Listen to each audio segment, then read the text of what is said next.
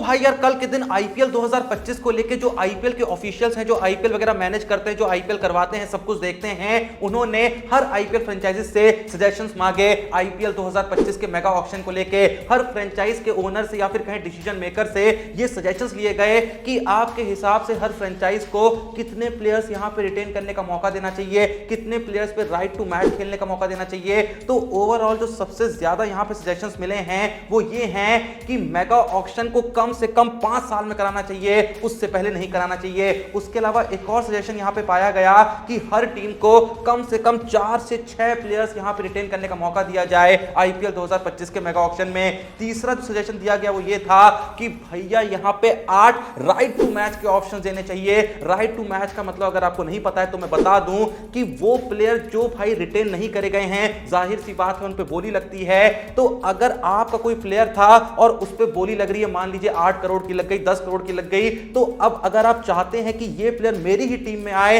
तो जितनी बोली भाई आखिरी लगी है, मान लो 10 करोड़ आखिरी बोली लगी है, तो आप सीधे 10 करोड़ दे के उस प्लेयर को वापस से अपनी टीम में शामिल कर सकते हैं। तो ये थे कुल मिला के 3 सजेशंस जो आईपीएल फ्रेंचाइजीज की तरफ से दिए गए। लेकिन भाई यहां पे मैं बताना चाहूंगा कि कल के दिन एक आईपीएल फ्रेंचाइज के सीईओ ने इस बात का खुलासा किया है कि असल रूल जो यहां पे बनेगा वो ये होगा कि मिनिमम एक ही प्लेयर हर फ्रेंचाइज रिटेन कर पाएगी आईपीएल 2025 के मेगा ऑक्शन में, और उसके बाद जो बाकी प्लेयर्स बचेंगे उनको आप राइट टू मैच के तहत अपनी टीम में शामिल कर सकते हैं। अब देखो यार, मेरा मानना यहां पे ये है कि एक प्लेयर रिटेन करने को मिलेगा, ये भाई कुछ ज्यादा ही हो गया, क्योंकि एक प्लेयर सिर्फ हर टीम के लिए चूज करना बहुत मुश्किल होगा। अब जैसे कि मुंबई है, वो तो भाई कंफ्यूज हो जाएगी कि यार सूर्या बुमराह जैसे प्लेयरों में से हमें बस एक ही प्लेयर यहां पे रिटेन करना है, मतलब हार्दिक पांड्या जो कैप्टन है उनको सीधे छोड़ना पड़ेगा। क्योंकि भाई जब मुंबई को मात्र एक प्लेयर रिटेन करना होगा तो भाई मेरे हिसाब से चॉइस जो यहां पे होगी वो सूर्या और बुमराह के बीच होगी।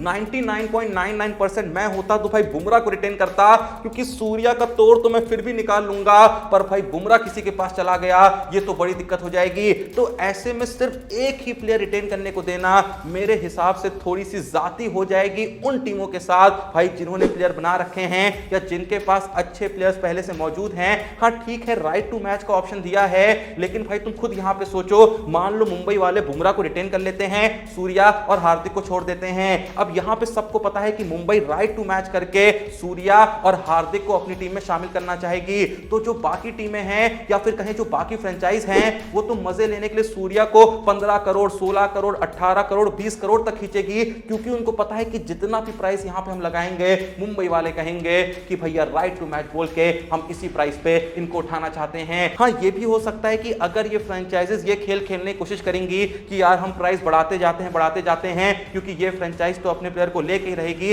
ऐसा हो सकता है कि बाद में वो टीम लेने से उसको मना कर दे और यहां जो बाकी फ्रेंचाइजेस उस पे पैसा बढ़ाए जा रही थी उनको ही उतने पैसों में वो प्लेयर रखना पड़े। पर यहां पे भाई मैं ये भी बताना चाहूंगा कि ये जो डिसीजन लिया गया है ना कि हर फ्रेंचाइज आईपीएल 2025 के मेगा ऑक्शन में बस एक ही प्लेयर रिटेन कर सकती है, असल में ये डिसीजन इसलिए लिया गया है ताकि भाई ज्यादा से ज्यादा प्लेयरों को उनकी जो डिजर्विंग प्राइस है वो मिल सके। क्योंकि देखो, अगर यहां पे 4 प्लेयर रिटेन करने का ऑप्शन दिया जाता है तो यहां पे रूल पता है क्या होता है कि जो पहला प्लेयर है वो मान लीजिए आप 20-18 करोड़ या फिर 16 करोड़ का रिटेन कर सकते हैं। जो दूसरा प्लेयर आप रिटेन कर रहे हैं उसकी प्राइस थोड़ी सी कम रहती है, मान लीजिए 12 करोड़। अगला प्लेयर जो आप रिटेन कर रहे हैं तीसरा प्लेयर, उसकी प्राइस ऐसे ही 8 करोड़ हो जाती है, और उसके बाद जो आप चौथा प्लेयर रिटेन करते हैं उसकी प्राइस 6 या फिर 4 करोड़ हो जाती है। तो ऐसे में शायद वो जो चौथा प्लेयर रिटेन हुआ है जिसको 4 से 6 करोड़ के प्राइस में रिटेन किया गया है, क्या पता वो प्लेयर ऑक्शन में उतरता तो भाई 10, 12, 15 करोड़ का बिक सकता था। तो यहां पे भाई जो आईपीएल के ऑफिशियल्स हैं उनका एम आईपीएल 2025 के मेगा ऑक्शन में ये है कि हर प्लेयर को वो प्राइस मिल सके जो वो असल में डिजर्व करता है। अब जैसे रिंकू सिंह है केकेआर में, फिलहाल उनका प्राइस कुछ 55 लाख है या फिर शायद 85 लाख है, ऐसा ही कुछ है, मतलब बहुत कम प्राइस है। अब रिंकू सिंह को अगर रिटेन कर भी लेते हैं तो शायद उनको आखिरी नंबर पर रिटेन किया जाए, क्योंकि केकेआर वाले पहले रसल को रिटेन करने को देखेंगे, नारायण को रिटेन करने को देखेंगे, अपने कप्तान श्रेयस अय्यर को रिटेन करने को देखेंगे। तो ऐसे में रिंकू सिंह को जो प्राइस मिलेगा 4 या फिर 6 करोड़ मिलेगा। पर असल में रिंकू सिंह अगर ऑक्शन में उतरते हैं तो भाई बोली जो है 10, 12, 14 करोड़, 16 करोड़ तक भी जा सकती है। हाँ भाई जा सकती है, ऐसा प्लेयर है वो। तो इसीलिए भाई आईपीएल ऑफिशियल सोच रहे हैं कि एक प्लेयर रिटेन करो और उसके बाद राइट टू मैच का ऑप्शन है। अगर तुम्हें लगे कि जो प्राइस इस प्लेयर पे खर्च हो रहा है, जो प्राइस पे ये प्लेयर दूसरी टीम उठाना चाह रही है, तुम अगर राइट टू मैच के तहत वापस से उसी प्राइस में इस बंदे को अपनी टीम में शामिल करना चाहते हो तो कहो हम भी ये प्राइस देने को तैयार हैं, तुमको वो प्लेयर मिल जाएगा। अब देखो भाई जो होगा वो तो वक्त के साथ ही पता चलेगा, पर मेरे हिसाब से एक प्लेयर वाली जो चीज है ये होगी नहीं, मिनिमम 4 प्लेयर यहां पे रिटेन करने का ऑप्शन दिया जाएगा, क्योंकि फ्रेंचाइजीज भाई इस चीज के लिए मानेंगी नहीं। बड़ी मुश्किल से यार हर फ्रेंचाइज ने कुछ प्लेयर इतने सालों से तैयार करके रखे हैं, उन प्लेयरों को बनाया है, उन प्लेयरों के साथ लोगों के, फैंस के, फ्रेंचाइज के इमोशन जुड़े हुए हैं, तो ऐसे में यूं ही उनको जाने देना भाई थोड़ा सा तो नाटक हो जाएगा। तो ऐसे में भाई क्या होगा, जैसा मैंने कहा वो तो वक्त ही बताएगा, और जो भी होगा मजा आएगा। आपके हिसाब से यहां पे क्या होना चाहिए, मिनिमम कितने प्लेयर यहां पे रिटेन करने का ऑप्शन देना चाहिए, या फिर जो ये सोच रहे हैं आईपीएल वाले कि एक ही प्लेयर रिटेन करने का मौका दो, बाकी प्लेयरों पे राइट टू मैच का ऑप्शन दो, ताकि हर प्लेयर को डिजर्विंग प्राइस मिल सके। आपका इस बारे में क्या सोचना है, क्या सही है क्या गलत, कमेंट सेक्शन में बता देना। आगे बढ़े तो भाई कल के दिन आईपीएल 2025 को ही लेके एक और बहुत बड़ी खबर सामने आती है कि जो पंजाब के हेड कोच हैं ट्रेवर बेलेस, पंजाब किंग्स उनको निकालने की सोच रही है और भाई नया हेड कोच अपॉइंट करने की भी सोच रही है। 3 नामों के बारे में ख्याल किया जा रहा है। पहला नाम है none other than Yuvraj Singh का, दूसरा नाम है none other than Suresh Raina का, और तीसरा नाम है वीरेंद्र सहवाग का। चलो भाई यार बहुत हो गई आईपीएल की बातें, अब थोड़ा सा नजर डाल लेते हैं इंडियन क्रिकेट पे, क्योंकि भाई कुछ ही दिनों में इंडिया वर्सेस श्रीलंका सीरीज शुरू होने वाली है। तो इसी सीरीज को लेकर कल के दिन सनत जयसूर्या जो कि भाई श्रीलंका के नए कोच हैं, उन्होंने एक प्रेस कॉन्फ्रेंस करी जहां उन्होंने कहा कि विराट कोहली और रोहित शर्मा इस दुनिया के बेस्ट प्लेयर्स हैं, इस बात में कोई डाउट नहीं है। लेकिन साथ ही साथ जयसूर्या ने यह भी कहा कि अब जब विराट कोहली, रोहित शर्मा, रविंद्र जडेजा तीनों ने ही इंडियन क्रिकेट को टी20 में अलविदा कह दिया है, तो यहां पे श्रीलंका के पास एक बेहतरीन मौका है एडवांटेज लेने का और टी20 में इंडियन टीम को सीरीज हराने का। वैसे भाई देखो भले ही रोहित, कोहली और जडेजा चले गए हैं, लेकिन भाई फिर भी इंडिया को सीरीज हराना इतना आसान नहीं होगा।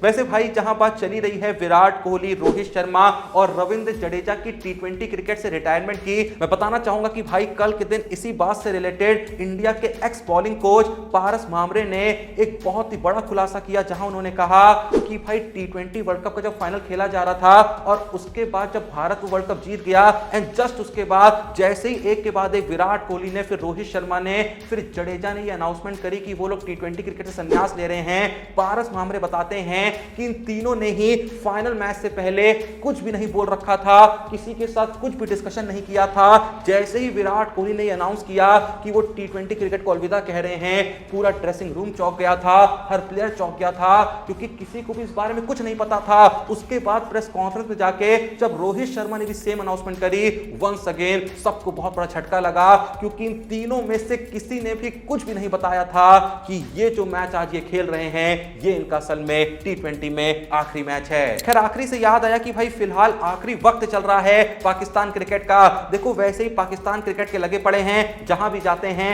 हार के आते हैं। फिलहाल टी20 वर्ल्ड कप में भी किस तरीके से इनकी इंसल्ट हुई हम सब ने देखा, लेकिन उसके बावजूद भी इनकी जो अकड़ है वो भाई कम नहीं हो रही है। देखो ये तो तुमको पता ही है कि चैंपियंस ट्रॉफी 2025 पाकिस्तान में खेली जानी है, और पाकिस्तान वाले ना जाने इतने कॉन्फिडेंट क्यों हैं, वो मान के चल रहे हैं कि इंडिया जो है वो चैंपियंस ट्रॉफी खेलने पाकिस्तान आके रहेगी, जबकि हम सबको पता है कि ये कतई नहीं होने वाला है, घंटा नहीं होने वाला है। चाहे जो भी हो जाए, इंडिया चैंपियंस ट्रॉफी खेलने पाकिस्तान नहीं जाएगी। चिंता मत करो, चैंपियंस ट्रॉफी इंडिया खेलेगी, क्योंकि भाई बीसीसीआई का भौकाल इस लेवल का है कि भाई चैंपियंस ट्रॉफी चाहे पूरी की पूरी पाकिस्तान में कैंसिल करके किसी और देश में करानी होना, वो होके रहेगी। किसी का बाप नहीं रोक सकता, कोई माइका लाल नहीं रोक सकता। लेकिन उसके बावजूद भी कल के दिन जो पाकिस्तान क्रिकेट बोर्ड है उसने आईसीसी से यह कह दिया कि आप देखिए इंडिया को कैसे कन्विंस करना है पाकिस्तान आने के लिए और पाकिस्तान में आके चैंपियंस ट्रॉफी खेलने के लिए। अरे यार इन पाकिस्तान वालों को कोई समझाओ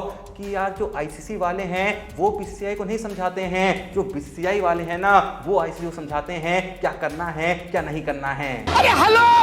अरे कोई मेरी आवाज सुन रहा है? हेलो पप्पा, मैं सुन रहा हूँ, मैं सुन रहा हूँ। अरे गधेड़ा तू नहीं रे। ये लोग असल में भाई अभी तक समझ नहीं पाए हैं कि जय शाह चीज क्या है। चलिए नेक्स्ट अपडेट की तरफ। तो भाई कल के दिन ex BCCI chairman Krishnamachari Srikanth ने अपने बेटे के यूट्यूब चैनल पे एक इंटरव्यू के दौरान यह कह दिया कि विराट कोहली तो 2027 का ओडीआई वर्ल्ड कप खेल लेंगे, लेकिन रोहित शर्मा के लिए अगला ओडीआई वर्ल्ड कप खेल पाना लगभग नामुमकिन है। श्रीकांत ने सीधे एक बहुत ही अजीब सा स्टेटमेंट दिया, जहां उन्होंने कहा कि विराट की जो फिटनेस है और विराट की उस वक्त पे जो एज होगी लगभग 38-39 साल की, वो उस एज में इस फिटनेस के साथ खेल सकते हैं, लेकिन जिस तरीके की रोहित शर्मा की फिटनेस है और उस वक्त पे जो उनकी एज होगी लगभग 40-41 साल की, अगर रोहित शर्मा उस वक्त पे ओडीआई वर्ल्ड कप खेलने की सोचेंगे तो ऐसा हो जाएगा कि वो खेलते खेलते बेहोश हो जाएंगे। देखो, माना कि देखने में ऐसा लगता है कि रोहित शर्मा की फिटनेस विराट कोहली जैसी नहीं है, उस तरीके की स्लीक बॉडी नहीं है, लेकिन भाई अभी तक हमने पिछले काफी टाइम से फिटनेस को लेके रोहित शर्मा की तरफ से कोई इशू नहीं देखा है। ऐसा कभी भी नहीं लगा कि भाई वो विकेटों की भी स्लो भाग रहे हैं या फिर ऑन फील्ड जो उनकी फील्डिंग है वो काफी स्लो चल रही है। भाई अगर तुमने इस बात को नोटिस करा हो तो जब टी20 वर्ल्ड कप 2024 का फाइनल खेला जा रहा था ना, आखिरी के ओवरों में जो रोहित शर्मा थे वो बाउंड्री पे चले गए थे, बाउंड्री पे जो वीक फील्डर्स थे उनको रोहित शर्मा ने अंदर भेज दिया था और खुद जाके बाउंड्री पे लग गए थे। मतलब रोहित शर्मा को खुद पे भरोसा है कि भाई अब भी उनके अंदर का जो फील्डर है वो जिंदा है। वो तो कप्तानी के चलते आगे लगे रहते हैं, वरना भाई रोहित शर्मा की फिटनेस को लेके यूं ही सवाल खड़े मत करना। और भाई फिटनेस गई तेल लेने, रोहित शर्मा हमको वर्ल्ड कप में चाहिए, क्योंकि मैं पहले भी कह चुका हूं कि भाई जीत या हार के लिए हम बाद में देखते हैं, सबसे पहले हम क्रिकेट देखते हैं अपने हीरोज को देखने के लिए, अपने इन बंदों को देखने के लिए। भाई उस वर्ल्ड कप में रोहित शर्मा कोहली नहीं होंगे तो देखने में साला मजा क्या आएगा। Oh my god! He because he broke. Oh my god! भाई तुम्हारे हिसाब से तुम्हें क्या लगता है, क्या सच में रोहित शर्मा 2027 का ओडीआई वर्ल्ड कप नहीं खेल पाएंगे? तुम्हारी जो भी ऑनेस्ट राय है कमेंट सेक्शन में बता देना। अब बात करें आज की लास्ट अपडेट की तरफ। तो भाई कल के दिन शुभांकर मिश्रा के यूट्यूब चैनल पे मोहम्मद शामी के फ्रेंड उमेश ने एक बहुत ही बड़ा खुलासा किया, जहां उन्होंने बताया कि जब साल 2021 के टी20 वर्ल्ड कप के दौरान इंडिया वर्सेस पाकिस्तान मैच में पाकिस्तान ने इंडिया को 10 विकेट से हराया था, जिस मैच में मोहम्मद शामी का जो स्पेल था वो काफी महंगा साबित हुआ था और कई ऐसे भाई सड़क छाप लोग थे हमारे देश में जो मोहम्मद शामी पे इल्जाम लगा रहे थे कि इस बंदे ने पाकिस्तान के साथ मिलके इस मैच को फिक्स कर लिया है। तो उमेश जो कि मोहम्मद शामी के बहुत ही करीबी दोस्त हैं, वो बताते हैं कि उस वक्त पे जब मोहम्मद शामी पे फिक्सिंग के एलिगेशंस लग रहे थे तो मोहम्मद शामी इतना ज्यादा डिप्रेस हो गए थे, वो इतना ज्यादा टूट गए थे कि उन्होंने मन बना लिया था कि वो जाके सुसाइड कर लेंगे। वो सीधे जाके टॉप की फ्लोर पे खड़े हो गए थे और बस जंप मारने ही जा रहे थे, क्योंकि वो ये एलिगेशन सही नहीं पा रहे थे कि उनके ही देश के लोगों ने उन पे देश के गद्दार का टैग लगा दिया है। तो भाई देखो, कभी भी ऐसी बातें बोलो ना, थोड़ा सा सोच के बोलो, थोड़ा सा वक्त लेके बोलो, क्योंकि भाई आप तो यूं ही बातें कर देते हैं, लेकिन ये बातें किसी को किस हद तक चुभ रही हैं इस बारे में हम उतना ख्याल नहीं करते। खैर, मोहम्मद शामी पे हमको बहुत गर्व है, बंदे ने ओडीआई वर्ल्ड कप 2023 में जो बॉलिंग कराई थी और भाई कई टेस्ट सीरीज में कह लो, कई टेस्ट टूर्नामेंट्स में कह लो, कई ओडीआई टूर्नामेंट्स में कह लो, मोहम्मद शामी ने जबरदस्त कंट्रीब्यूशन दिया है। अगर कोई मोहम्मद शामी को फिक्सर कह रहा है या फिर गद्दार कह रहा है तो भाई उसको इलाज कराना चाहिए, मैं तो यही कहूंगा। आप लोग क्या कहेंगे कमेंट सेक्शन में बता दीजिएगा। वीडियो पसंद आई लाइक कर दीजिएगा, चैनल को सब्सक्राइब कर दीजिएगा। मिलते हैं नेक्स्ट वीडियो में, तब तक के लिए जय हिंद, धन्यवाद।